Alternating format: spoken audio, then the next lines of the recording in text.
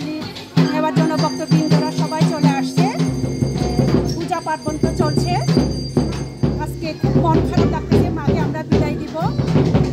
সনাতন ধর্মের শাস্ত্রে ধৈর্য আগমন, যেটা হাতি বলা হয়। দেবী দুর্গাকে বিদায় দেওয়া হবে। প্রতি বছর শান্তির বার্তা নিয়ে আসে, আশা করব সামনের বছরে শান্তির বার্তা নিয়ে মা দুর্গা আসবেন, আমাদেরকে আশীর্বাদ করবেন। যে 5 দিন ব্যাপী আমাদের যে প্রোগ্রাম ছিল মা দুর্গাকে নিয়ে, আজকে আমাদের দশমীর দিনে আমরা বরাবরই আমরা প্রথমে অঞ্জলি দিই, তারপরে আমাদেরকে মায়ের যে সমস্ত কাজকর্ম শেষ করি আজকে আমরা বিসর্জন দিব। তো আশা করি মোটামুটি সব কিছু মিলে ভালোই কেটেছে। একটু প্রবলেম ছিল পরিস্থিতির কারণে, কিন্তু আজকে দেখতেছি দশমীর দিনে মোটামুটি লোকের সমাগম আছে, অঞ্জলি নিচ্ছে সঠিক সময়ে। তো এভাবেই করে আমার মাকে আমরা আজকে বিদায় দিব। বসুন্ধরা টিস্যু, অশুদ্ধতার বিরুদ্ধে এক বিন্দুও ছাড় নয়।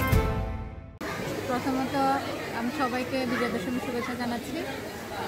আমাদের সবসময় প্রত্যাশা থাকবে মায়ের কাছে যে সারা বছরে একবার আসেন এই সময়ে, তো উনি চলে যাবেন, তো রেখে একটু আমরা ওনার কাছে প্রার্থনা রাখবো যে আমাদেরকে সবসময় উনি ভালো রাখেন এবং আমাদের এই খাগড়াছড়ি এলাকাবাসীর সবাইকে যাতে উনি মিলেমিশে সম্প্রীতির সাথে বসবাস করার সেই মানসিকতা দিয়ে যান, আমরা সেই প্রত্যাশা রাখি। এবং আমরা এখন যে সংকটটা ছিল, এখন সংকটটা মুছে গেছে, আমরা চাইভাবে সম্প্রীতির সাথে আমরা সবসময় মিলেমিশে থাকতে পারি, সুস্থ থাকতে পারি।